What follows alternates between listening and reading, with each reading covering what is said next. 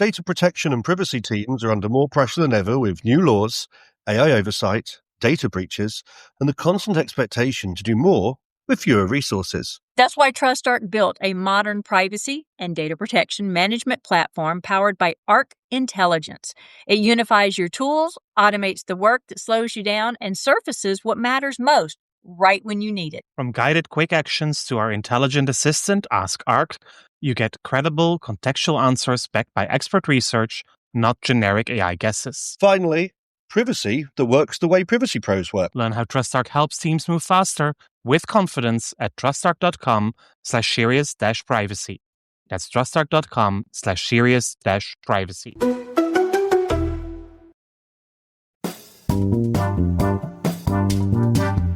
You're listening to Serious Privacy by TrustArc. Please welcome our hosts, Paul Breitbarth and Kay Royal. Developments in privacy sometimes go so quickly it is almost impossible to keep up.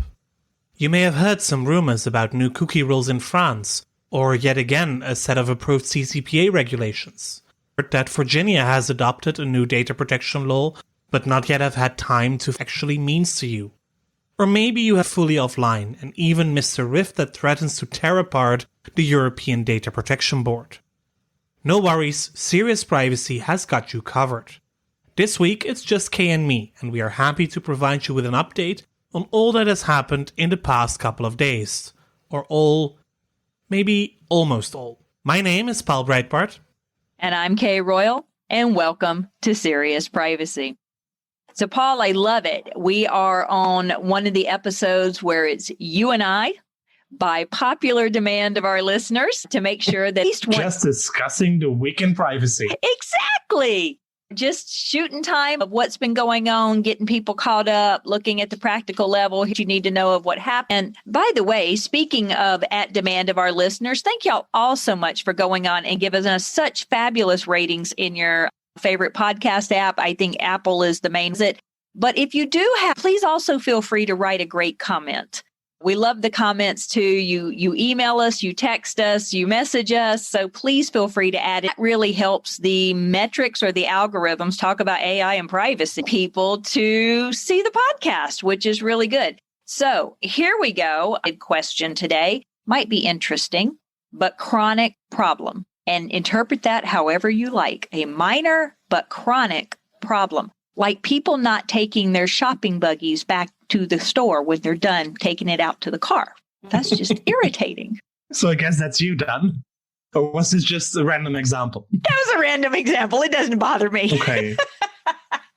Not to mention I call them buggies rather than carts or baskets, but you know. Trolleys. Shopping trolleys. They are trolleys. There we go. Okay, I'm with you. Ooh, I don't know, to be honest. This is a hard one. Probably not having enough hours in the day, but I would consider that as an answer within this category of question. I will say one of my biggest irritants is when I'm driving, people who don't use blinkers. Yeah, I think people who are biking who don't indicate with their hand where they are going. Because you have a whole lot of bikers there. We do here in Arizona, too. You're right. So minor but chronic problems. I like it. Apparently, according to a lot of people in a session I was in this morning, the cookie banners that pop up are minor and chronic problems. So sick banners. Well, they're just plain annoying. All right, let's move on to the hot news of the day. Yes, cookie banners. As we're talking about cookies, what's happening in the EU, Paul? Well, this should be old news, but apparently it's not. The French Data Protection Authority, the CNIL, last year already came out with new guidance on how to set cookies properly and start enforcing that as of April 1st. So in May 2018, companies starting to realize that maybe they need to their cookie banners or the way that they deal with cookies or that they have their settings to ensure that they remain sort of compliant with. And to be honest, all of this guidance is nothing really new. It is things that you could have seen coming for quite a while if you follow the legislative. If you look at the privacy and the national implementation, if you look at what the Working Party 29 and the European Data Protection Board have said, if you see what the courts have said, most recently in Germany when they... Are you saying people should have seen this one coming? Yeah, to some extent. To some extent. Let me give you some highlights of what the French are actually going to start to enforce. Okay. First of all, explanations on what kind of cookies you place and why you are doing that. So you need proper notification. Okay. And if your website is in French, that means that notification also should be in French. Which is a no-brainer, but... Apparently, it's still surprising for some. Are you saying that there are people out there upset? Yes, apparently people, but it is clear according to the website of the French DPA now, before setting any cookies, the website provider needs to inform your manner what cookies are placed and for which reasons. That should, for example, include whether personalized advertising is taking place, if advertising is geolocation, if content is personalized, and also if data is shared with social networks. And also, the other main point highlighted by the French is the so-called non-consent. So not providing consent should be as easy as providing consent, which we also already knew from the consent definition in the GDPR, which is e-privacy. So if consent is possible with one click, it also may be possible with one click. And that those buttons should be identical, apart from the word reject or approve. But I mean, you cannot have a very bright color. Got it. You can't have one that blends into the... You cannot nudging. Like that. Nudging. You cannot have the bright gold splashy button saying accept all and very opt out of everything. That is not allowed. They should be identical. And that is also something that was said by the French of last year. It's said by a German court in December of last year is not allowed, which makes sense because it is all about individual user control. So those are the highlights of the cookie guidance that they will start to enforce. But indeed, if our listeners have cookie banners on their website, or if they are using set and donors yet, which would be a surprise, but still throughout the year. I like it. So that was just my rant on cookies.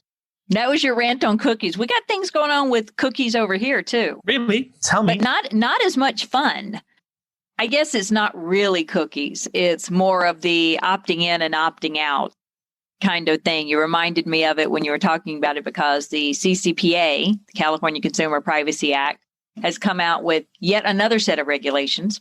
This is set number... Through a review or anything. And yes, my dog's barking, so I might repeat that. So apparently... minor ones that aren't substantive changes don't have to go through review and comment period and everything. So we just get these publications of woohoo, new regulations. But there is an opt-out icon and it's blue and white. Uh-huh. And I don't know if you have to use it. No, you don't. It may be used in addition to the notice. And the icon shall be approximately the same size as any other icon used by the business on its webpage. Okay. Well, that's... There we go. We don't have to. It's nice to have a standardized icon.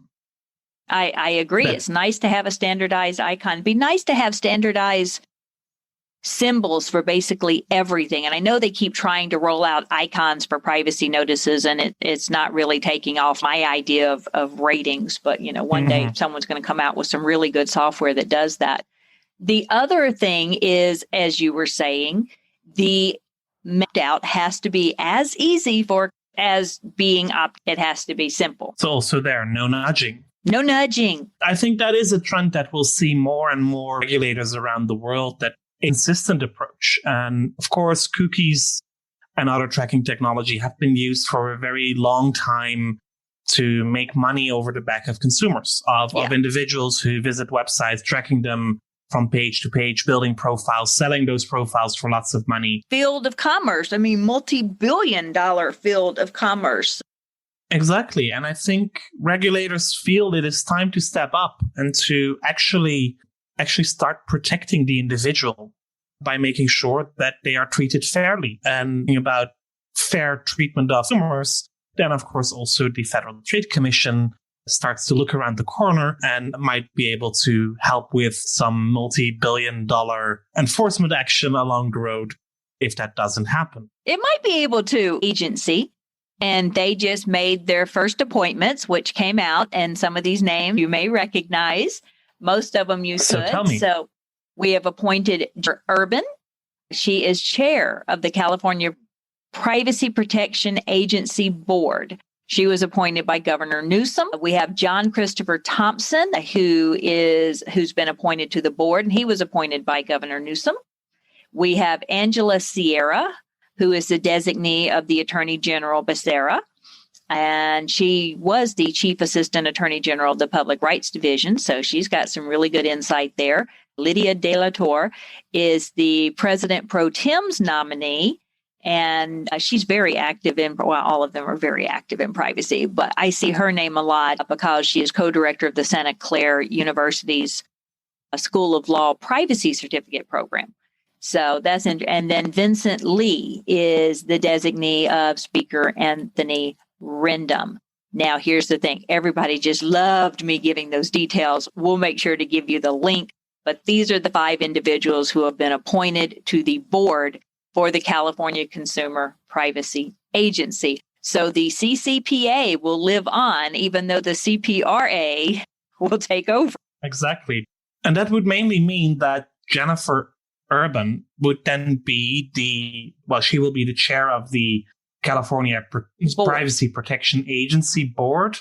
I'm excited to see this. I think it's going to be phenomenal. I think that's going to drive a lot of, we're going to see around the nation. We're all waiting on that. I know we've had a couple of class actions dismissed under the CCPA, determining there was a class action. I think it was against Google and a breach that they had.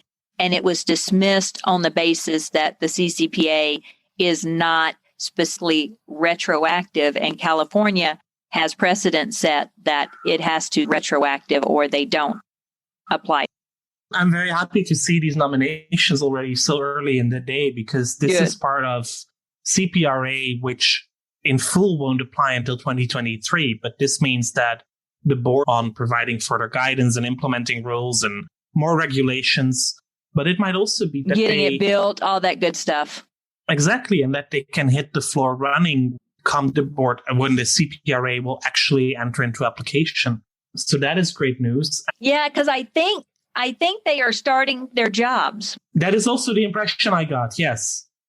Which wouldn't make sense because there is a lot of work to be done by 2023. But I'm also excited to see whether or not they will, in the near future, join the Global Privacy Assembly, and thus becoming the first full U.S. member to be part of the Assembly. Federal Trade Commission is, of course, a member of the Assembly as well, but they have always been withholding on some of the votes because it's outside of their scope. I think so, because there is some very promising federal legislation that has been proposed that seems to have a lot of support by some major players. Let me pull that up. One of the things I wanted to point out as I was pulling up that about the federal law is requirements under the regulations for CCPA are very prescriptive, such as you cannot use double negatives in the notice to opt out. Like, don't not sell my information. You're not allowed to use double negatives. I love these very specific requirements. The federal bill that's very promising is the Information Transparency and Personal Data Control Act. It's the first one introduced that's comprehensive. It's by Representative Susan DelBene out of Washington, which I love. I mean, go out of Washington, who we're watching to see if they're going to pass it. And it's really interesting. It creates protections for sensitive information, which means it creates a definition of sensitive information. It gives additional rulemaking authority to the FTC to devise requirements for personal data processing. It excludes de-identified public information and employee data out of sensitive personal information. There would be enforcement to the FTC. And then if the FTC does not act, I think within 60 days, then the state attorneys general can take action. But there is not a private right of action. And it would authorize $350 million to FTC for privacy and data security enforcement. They also have a provision that privacy policies would have to be in plain English, be clear and conspicuous, use visualizations. It would have to use visualizations where it could. And then every 2 years, entities would have to make public the result of a privacy audit from a qualified independent third party. Small businesses would be exempt from audits. So it's promising. Epic has signed on in support of it. So that's pretty cool, which means we all take the tactic that we're getting closer. Is it going to happen or not? And maybe this is promising. We've had promising bills. Somebody will propose some Sooner rather than later, maybe. Yeah. Exactly. In any case, the debate is thriving.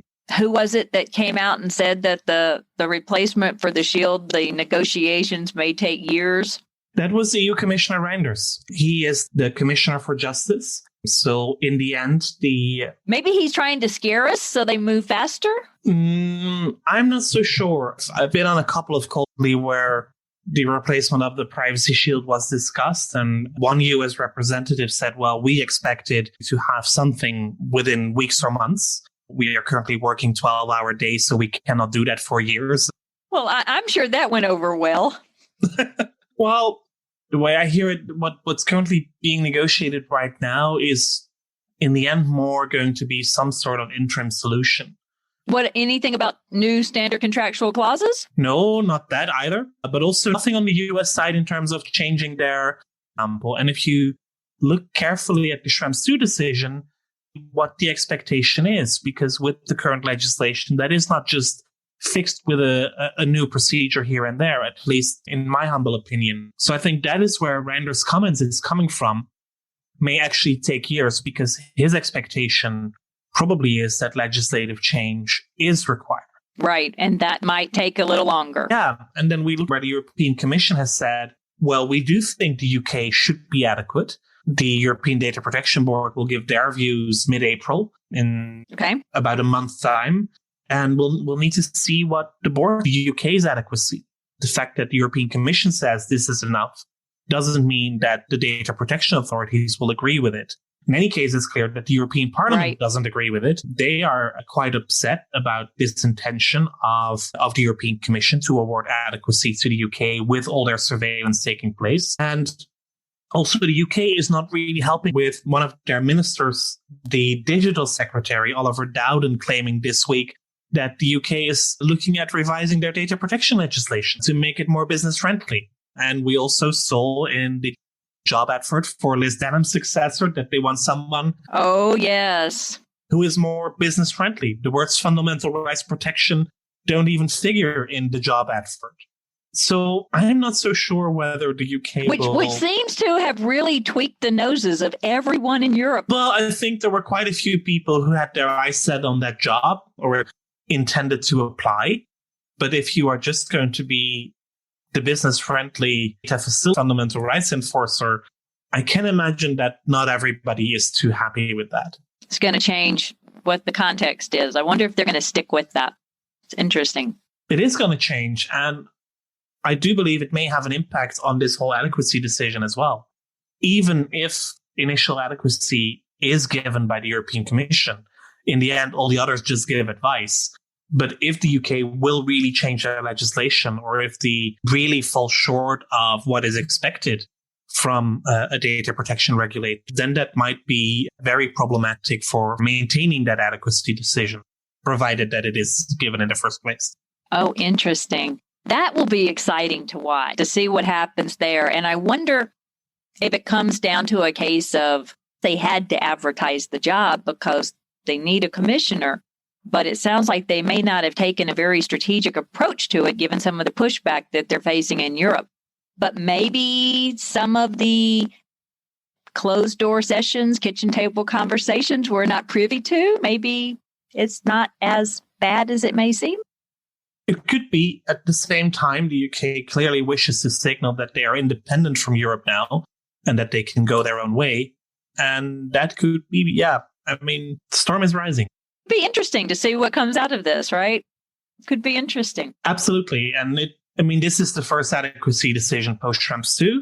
Although there is another one on the horizon, apparently the Commission is also getting ready to declare South Korea adequate within the next couple of weeks. Well, that wouldn't surprise me because South Korea's privacy law is strong.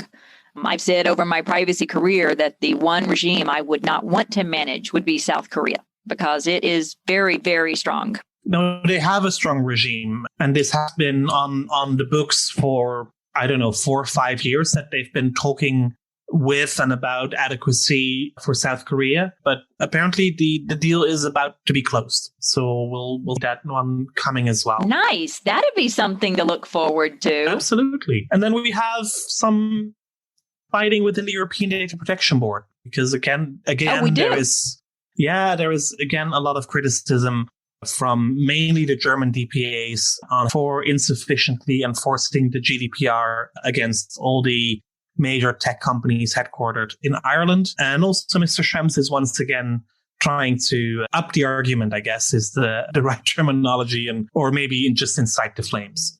So in other words, just go ahead and reserve spots for him for 3 through, 37 or something.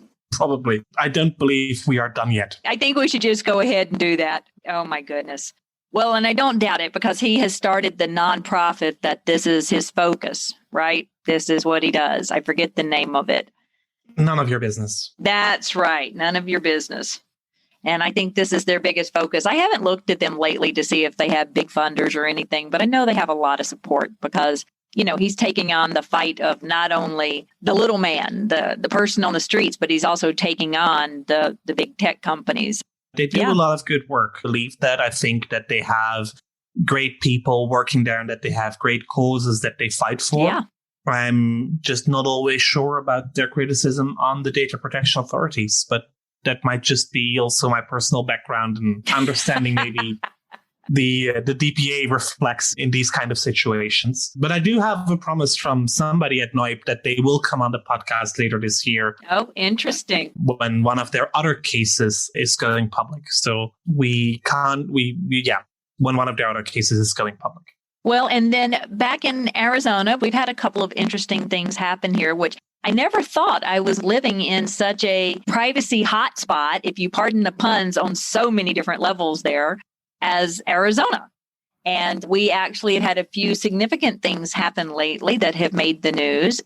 One of them is we have a bill introduced that actually permit or restricts, whichever way you want to look at it, in-app purchases from Google and Apple aren't allowed to dictate what it is. So apps can select the mechanism or the provider that they want for in-app purchases. And so this has come up in quite a few states and has been lobbied away. But so far, it is surviving here in Arizona.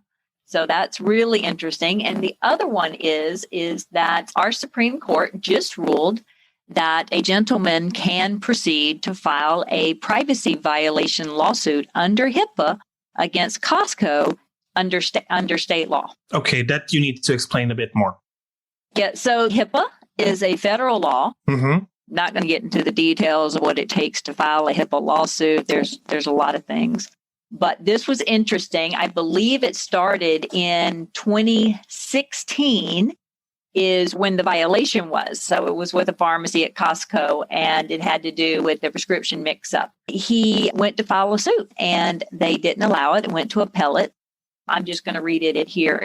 That it upholds a 2019 state court of appeals ruling that the man filed after the pharmacist told his ex-wife about his prescription when she went up to pick up another prescription with his approval.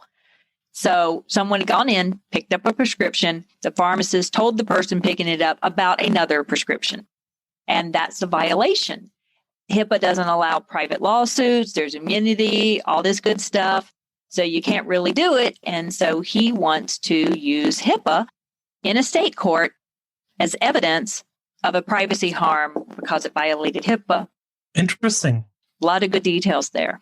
It's an interesting road. Yeah, absolutely. It's pretty interesting. Yeah, just letting it go through my mind. And basically, although it's a whole different topic, a whole different ballgame, but it feels like the Costeja case on the right to be forgotten, the initial right to be forgotten case, just went to court on and on to find a solution to his legal problem, and in the end found it. Right. And with this one, it's interesting because HIPAA doesn't have a private right of action.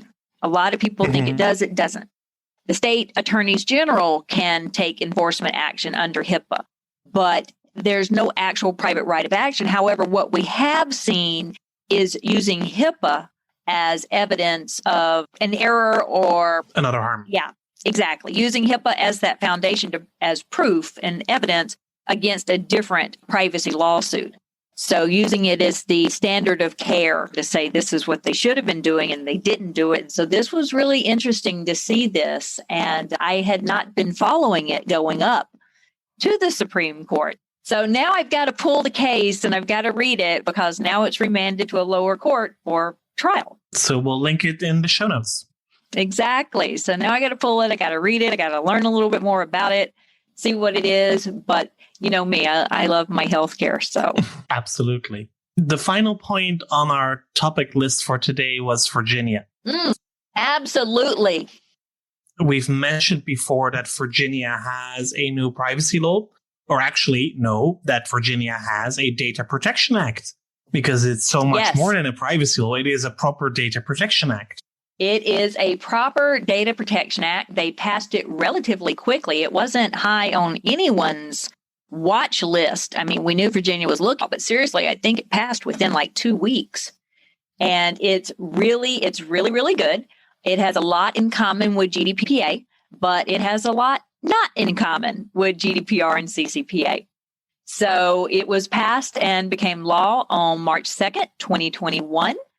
It applies to entities that conduct business in Virginia with residents if they control or process the data of at least 100,000 consumers during a calendar year, or they control or process the personal data of at least 25,000 consumers and derive at least 50% of their gross revenue from the sale of personal data. So you start seeing some similarities here already just in the qualifications. Mm-hmm. So I start to see the similarity that I still have no rights in Virginia.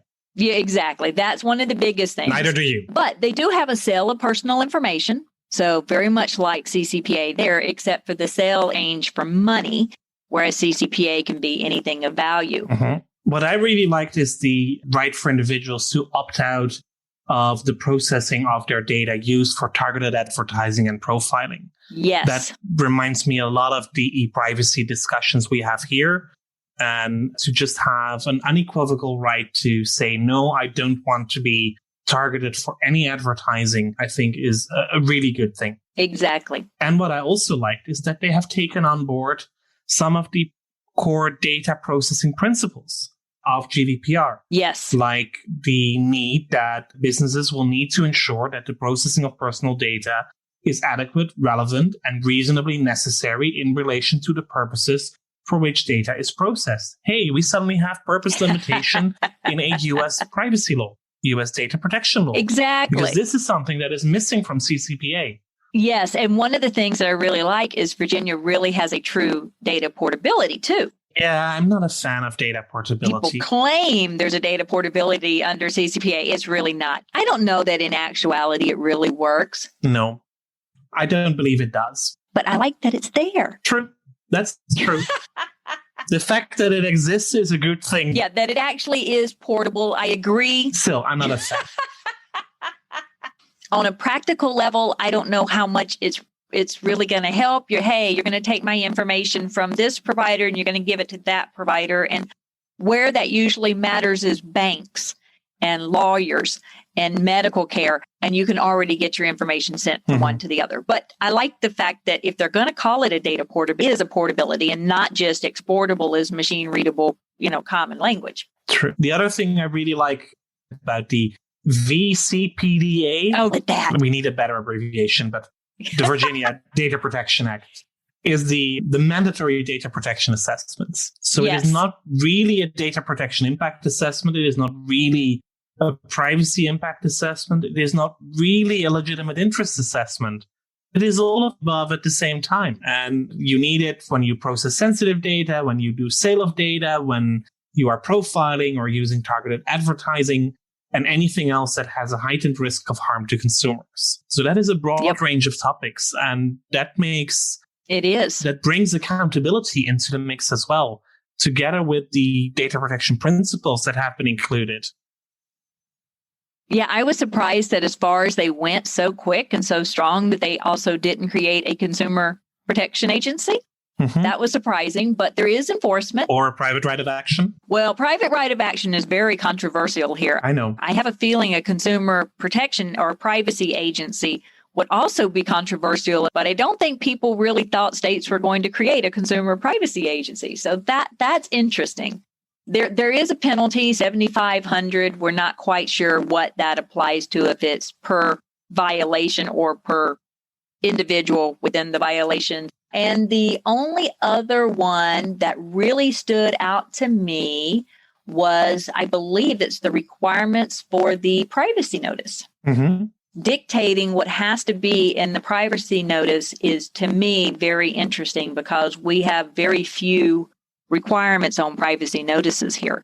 And I think going down the route of saying you have to have a privacy notice and you have to tell people that you do this to their data is really interesting. I was surprised, like everybody else was, that Virginia passed one, but I think it's fantastic. But I mean, you and I spoke before. I think last year Mississippi was high on the list to actually pass one, which surprised me too. So sometimes these just come out of the blue.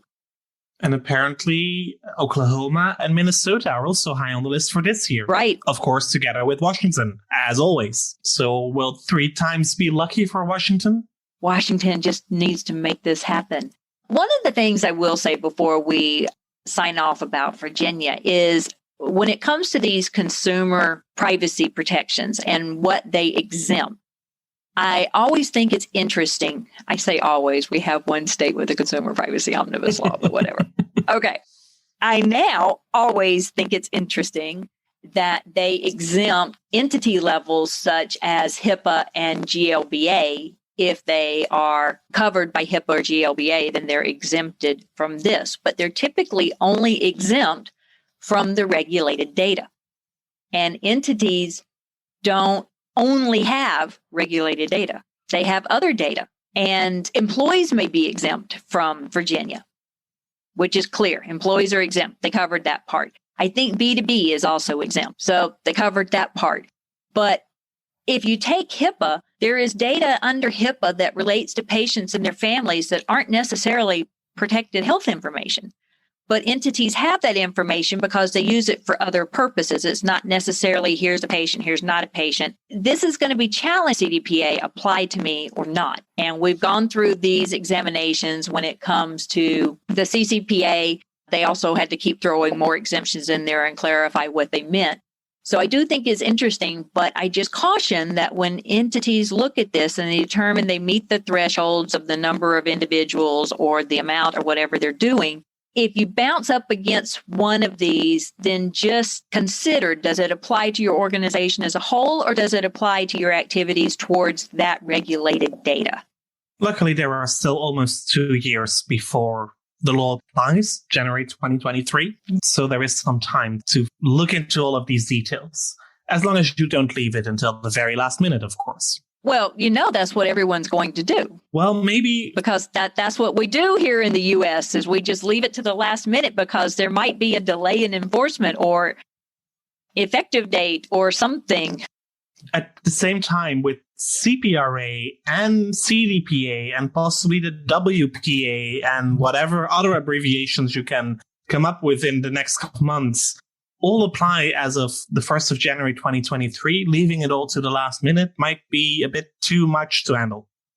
We'll sign off with this. Let's take bets. How many states does it take to pass a privacy law before you get to the center of the Tootsie Roll for a federal privacy law? 6.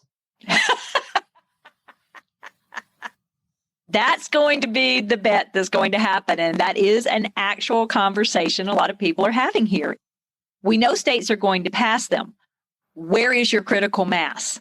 And frankly, all 50 states and DC and territories have data breach notification laws, and there is not a federal data breach notification law yet. True. So, but what is your answer? I want a number from you too. I'm going to say however many pass this year. So that leaves it at 2. Yes, however many pass this year. That's what I'm going to go with, because they're not going to really be able to do anything until we see how many pass. So by the 31st of December, 2021. Yes. But I'm going to say the conversation is going to get serious at 4.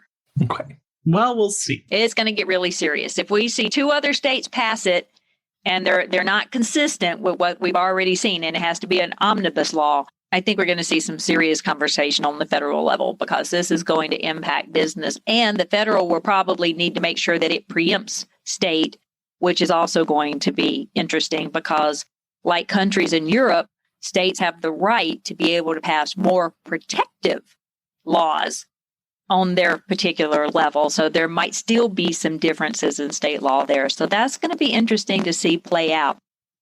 Meanwhile, Canada's got laws pending, and Ecuador has some movement, and China, India. It's an exciting time. It's an Absolutely. exciting time. So to our listeners, if you want to participate in this debate, if you also want to join the bet, just send us a note or even a voice memo that we can play as part of a future conversation in the podcast. Ooh, I was going to say we could roll out a Google poll, but I love the voice memo. No, just voice memos. Thank you for listening to this episode of Serious Privacy. If you like our series, please do tell your friends and colleagues about us. And as Kay mentioned at the top of the program, do rate and review us in your favorite podcast app. Should you have any questions or suggestions, do you want to be on the show, or do you want to participate in the bet? Please reach out to us via seriousprivacy@trustarc.com or via Twitter @podcastprivacy. You will find Kay on Twitter as Heart of Privacy and myself as EuroPaulB. Until next week, goodbye. Bye, y'all. That was Serious Privacy.